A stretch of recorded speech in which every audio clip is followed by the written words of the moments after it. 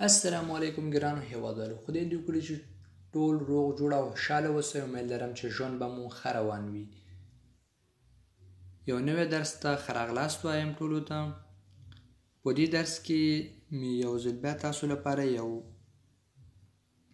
محاوره یا کنورسیشن جوړ کړی دی، او په محاوره کې چې کوم فعلونه مې استعمال کړي دي ټول د لومړی ګروپ پورې اړه لري. یعنې دې له خاطره مونږ وایو چې نن د لومړی ګروپ فعلونو په باره کې یا ورب اون او اخ کې خبرې کوو، یعنې د اول ګروپ فعلونو په باره کې خبرې کوو. یعنی مطلب همدا دی چې په محاوره کې ټول د لومړی ګروپ فعلونه مې استعمال کړي دي، چې تاسو ورباندې پوه شئ چې دا لومړی ګروپ مونږ څنګه استعمال کولی شو، د فعلونه استعمال کړو. اوس راځئ چې درس شروع کړو. دو کسان دي، جان او خان په نوم. د دې دواړو په منځ کې محاوره برابر کړی. راځئ چې اوس درس شروع کړو. جان، مونږ او تاسو خو جان وایو، خو دوی ژان وایي. صحیح شو. Qu'est-ce que tu regardes? Qu'est-ce que tu regardes? Qu'est-ce que tu regardes? څه ګورې؟ جان پوښتنه کوي احمد خان نه چې څه ګورې. Qu'est-ce que معنا څه، تو regardes معنا تو ګورې. خان ورته ځواب ورکوي. Je regarde un film en anglais. Je regarde un film en anglais. Je regarde un film en anglais. خان ورته ځواب ورکوي. زه یو انګلیسي فلم ګورم. Je regarde معنا زه ګورم un film en anglais. un film یو فلم en anglais انګلیسي یا په انګلیش کې. دویم بیا جان سوال کوي. Ah bon, tu parles anglais? Ah bon, tu parles anglais? Ah bon, tu parles anglais? جان بیا سوال کوي. په رښتیا تو انګلیسي خبرې کولی شي؟ Ah bon معنا په رښتیا. یو څوک چې یو خبره وکړي چې داسې ته ورته وایي چې والله که رښتیا وي، په رښتیا دې په دغه وخت کې ah bon استعمالوي. Tu parles anglais یعنی تو خبرې کولی شي انګلیسي، یعنی تو parles معنا تو خبرې کوي، anglais انګلیسي. ورپسې بیا خان ځواب ورکوي. Oui, j'étudie l'anglais depuis 2 ans. Je travaille avec des anglais. Alors, je communique avec eux en anglais ou en allemand. Oui, j'étudie l'anglais depuis 2 ans. Je travaille avec des anglais. Alors, je communique avec eux en anglais ou en allemand. Oui, j'étudie l'anglais depuis 2 ans. Je travaille avec des anglais. Alors, je communique avec eux en anglais ou en allemand. خان ځواب ورکوي. او 2 کلونو راهیسې انګلیسي تعلیم کوم. انګلیسي مطالعه کوم یا انګلیسي ژبه زده کوم، او بریتانویانو سره کار کوم او هغو سره په انګلیسي او جرمني خبرې کوم. اوس راځئ چې ټکي په ټکي معنا کوو. وی او j'étudie زه مطالعه کوم l'anglais انګلیسي depuis 2 ans د 2 کلونو راهیسې. je travaille زه کار کوم avec des anglais برتانویانو سره یا هغه کسانو سره چې انګلیسي خبرې کوي. alors je communique.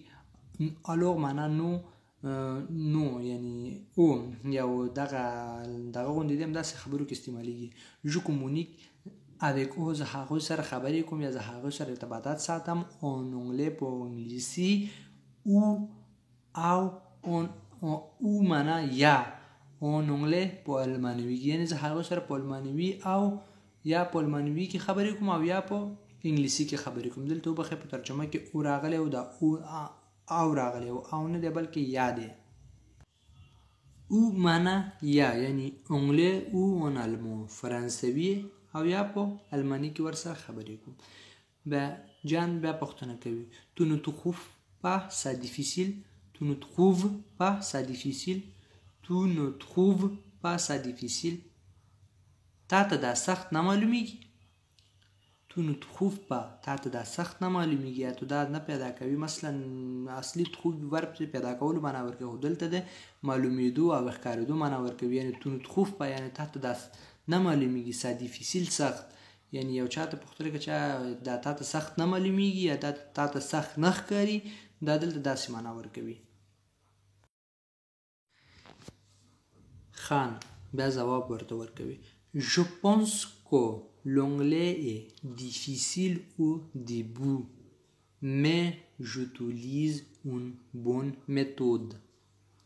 Je pense que l'anglais est difficile au début, mais j'utilise une bonne méthode.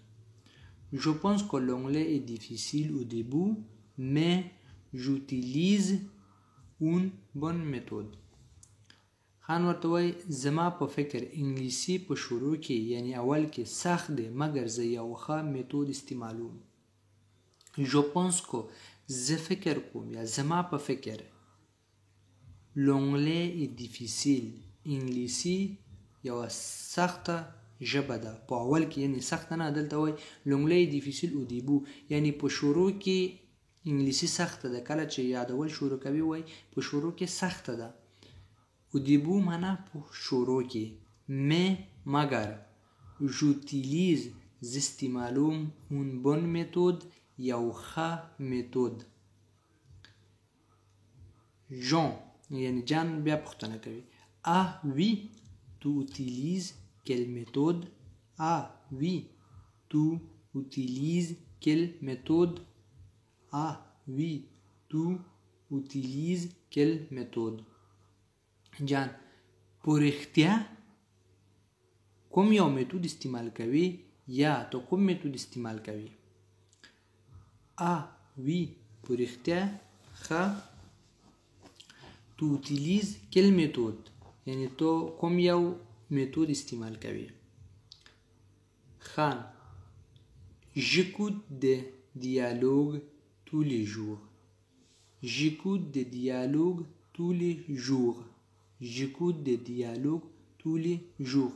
زه همیشه انګلیسي ډایلاګ اورم یا یعنی انګلیسي خبرې اورم مثلا څوک د انټرنیټ کې مثلا څوک چې کنورسیشن کوي هغه اورم یا انګلیسي ډایلاګونه انګلیسي څوک چې خبرې کوي هغه اورم دیالوګ معنا ډایلاګ J'écoute زه اورم د دیالوګ معنا ډایلاګونه tous les jours هر ورځ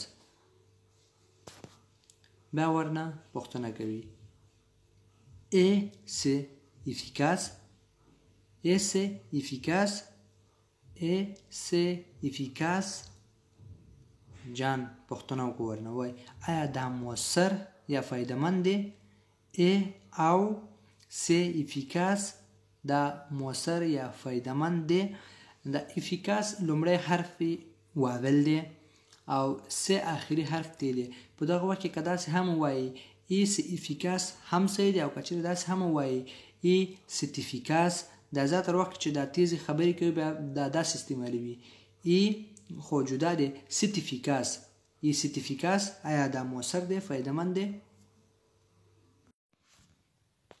وی خان ورته وایي وی ça marche bien je mémorise aussi des listes de vocabulaire Oui, ça marche bien. Je mémorise aussi des listes de vocabulaire. Oui, ça marche bien. Je mémorise aussi des listes de vocabulaire. خان او دا خده زه د لغاتونو لیست هم حفظ کوم. Oui معنا او ça marche bien دا ښه کار کوي یا ښه چلیږي یا ښه دی ça marche bien معنا ښه دی دا ښه کار کوي je mémorise او زه حفظ کوم اوسی همدارنګه د لیستونه ده وکابولیر معنا د لغاتونو یعنی د لغاتونو لیستونه هم یادوم مطلب دا چې لغاتونه هم یادوم حفظ کوم